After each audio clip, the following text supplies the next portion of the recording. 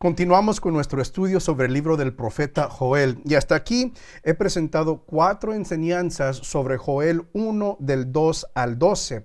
En este video voy a presentar un último video sobre ese pasaje que es como un resumen de todo ese pasaje. Y a la vez voy a presentar lo que yo siento que es la idea principal de ese pasaje y también sugerir algo para aplicar la verdad de este pasaje a nuestras vidas como seguidores de Jesús. Bienvenidos a Capacitados, yo soy tu anfitrión Mario Escobedo. Este canal es para ti si deseas profundizar tu conocimiento de la Biblia para conocer mejor a Dios y también conocer mejor el plan tan increíble que Él tiene para tu vida. Si no lo has hecho aún, considera suscribirte a este canal para siempre estar al tanto de las enseñanzas cuando las publico.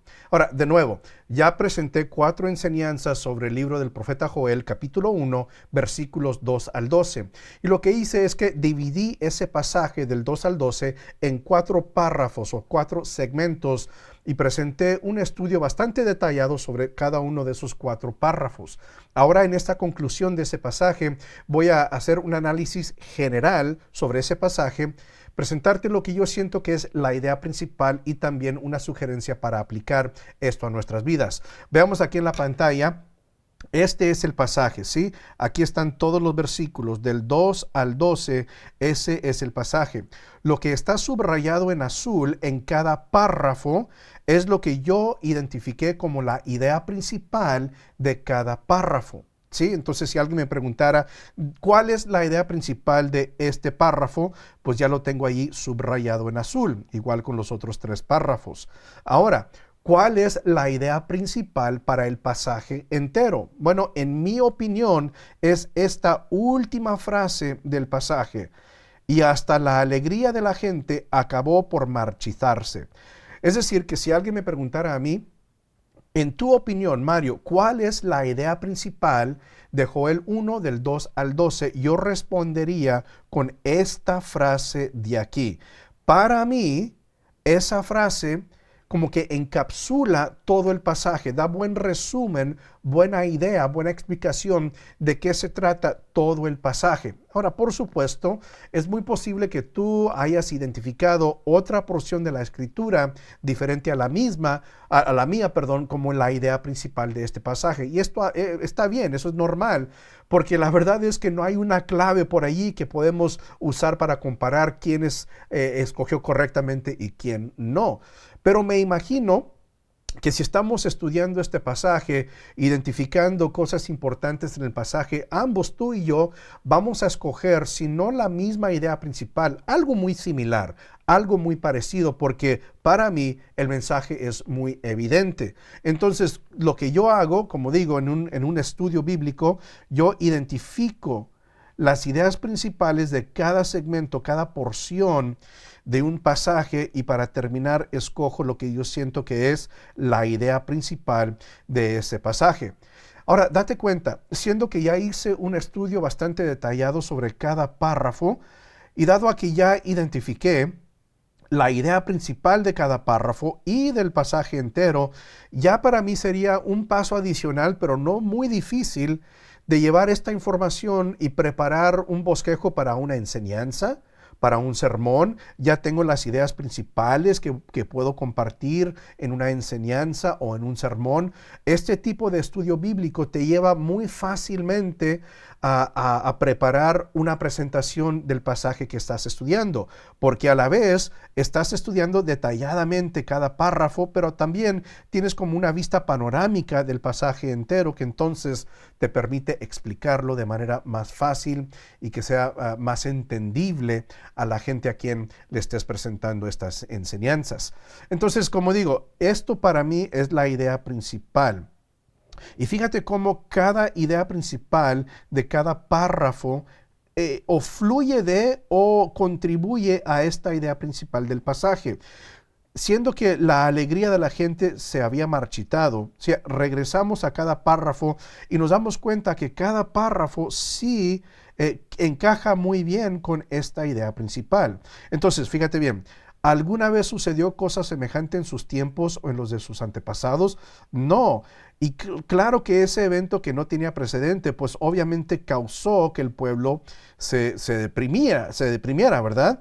Una nación poderosa, o sea, esta invasión de langostas es lo que produjo, resultó en esto de aquí, esta alegría marchitada. Los sacerdotes están en un tiempo de duelo. También los labradores y los viñadores están en un tiempo de luto, que significa o contribuye a la idea principal de que la alegría en todo el pueblo se había acabado. Fíjate entonces cómo identificamos ideas principales de cada párrafo del pasaje entero, pero comenzamos a hacer esos enlaces entre los párrafos y la idea principal. Ahora, el último paso para mí, cuando yo hago un estudio bíblico parecido a lo que tengo aquí en la pantalla, el último paso para mí es meditar, pensar, reflexionar, ¿cómo puedo aplicar la verdad que yo acabo de descubrir o las verdades que yo descubrí en este estudio? ¿Cómo las puedo aplicar a mi vida como seguidor de Jesús? Y el proceso, esto lo he enseñado anteriormente, el proceso para mí es importante. Sí, la secuencia de este proceso es importante, porque como he enseñado anteriormente, un pasaje no puede decir para nosotros hoy en día algo que no quiso decir para ellos en aquel día. Entonces, para mí, la secuencia es importante, que comencemos pensando en lo siguiente: ¿qué significó este pasaje para ellos en aquel entonces? Es decir, los recipientes originales del profeta Joel. Y ya después de haber descubierto eso, entonces hacemos como un puente y decimos, bueno, basándome sobre eso, ahora, ¿qué significa para nosotros hoy en día? Y para mí, cuando yo leo este pasaje, ya lo había hablado cuando hablamos sobre este párrafo de aquí, el primer párrafo, yo les explicaba que para mí era muy obvio que era Dios el que había permitido o aún enviado la invasión de las langostas. Yo creo que el profeta Joel hubiera entendido la invasión de esa manera, y que aún el pueblo de Israel, escuchando el profeta Joel, también hubiera entendido que esta plaga de langostas había venido de parte de Dios. ¿Y eso qué nos enseña de aquel entonces? ¿Sí? Nos enseña que el pueblo de Dios no está exento del castigo de Dios. Que cuando hay pecado dentro del pueblo de Dios, Dios sí castigó al pueblo de Israel, aunque era el pueblo escogido, la nación santa escogida por Dios. Aún así, cuando el pueblo pecó, Dios no se detuvo de enviar castigo, y un castigo devastador, contra el pueblo de Israel. Y realmente este es un tema que resalta en varios de los profetas, que los profetas están tratando de llamarle la atención al pueblo y hacerles entender, miren, simplemente porque nosotros somos pueblo de Dios, no significa que estamos exentos del castigo de Dios. Todo lo contrario, somos más responsables y es más probable que nosotros recibamos el castigo de Dios. ¿Por qué? Porque conocemos qué es lo que Dios espera de nosotros. Ahora, traslademos eso a nuestro tiempo aquí hoy en día, y realmente la aplicación es muy fácil. Es la misma aplicación para nosotros hoy en día que era para ellos en aquel día, que simplemente porque somos redimidos, que Jesús nos ha perdonado nuestros pecados, que vivimos en la época de la gracia. Según muchas personas, eso significa que ya no hay castigo de parte de Dios. Eso es falso. La Biblia no enseña eso. Yo me baso sobre este pasaje en parte, pero nos damos cuenta que aún en el Nuevo Testamento, nosotros, seguidores de Jesús, somos llamados a un nivel, a una norma más alta.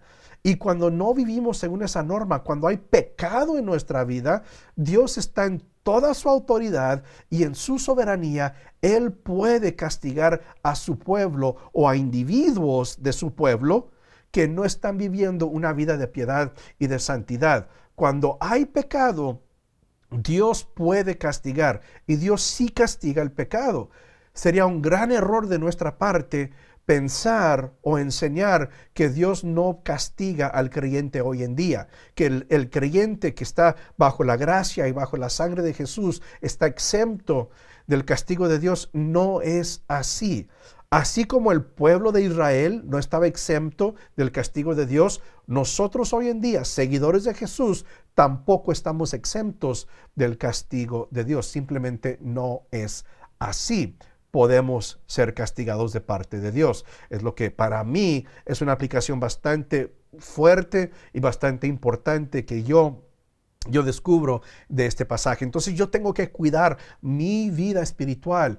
Yo tengo que vivir según las normas y las expectativas de Dios y no caer en el pecado. ¿Por qué? Porque Dios tiene la autoridad, la soberanía para ejercitar un castigo sobre mí si yo peco contra Él y contra sus mandatos. Eso es lo que yo aplico, lo que yo entiendo de este pasaje del libro del profeta Joel. Y tal vez tú tienes una aplicación diferente. Me encantaría escuchar tu aplicación o qué es lo que tú aplicas de este pasaje de Joel 1 del 2 al 12. Ahora, vamos a continuar con nuestro estudio sobre el libro del profeta Joel. Espero que me sigas acompañando en esta enseñanza, pasaje por pasaje, en el libro del profeta Joel. Y es posible que cambie un poco el formato. No sé si dividí las enseñanzas, que si fueron muchas divisiones, es posible que haga una sola enseñanza por pasaje. Si tienes una sugerencia, me encantaría escucharla sobre cómo seguir con esta serie sobre el libro del profeta Joel. Pero vamos a continuar, vamos a seguir al siguiente pasaje en el capítulo 1 que comienza en el versículo 13 de este libro tan poderoso e increíble del profeta Joel. De nuevo, si no lo has hecho, considera suscribirte a este canal y cuando te suscribas aparece una campanita, pulsa la campanita o haz clic en la campanita, así recibirás notificaciones cada vez que hay una enseñanza nueva. Muchas gracias por haberme acompañado. Que Dios te bendiga.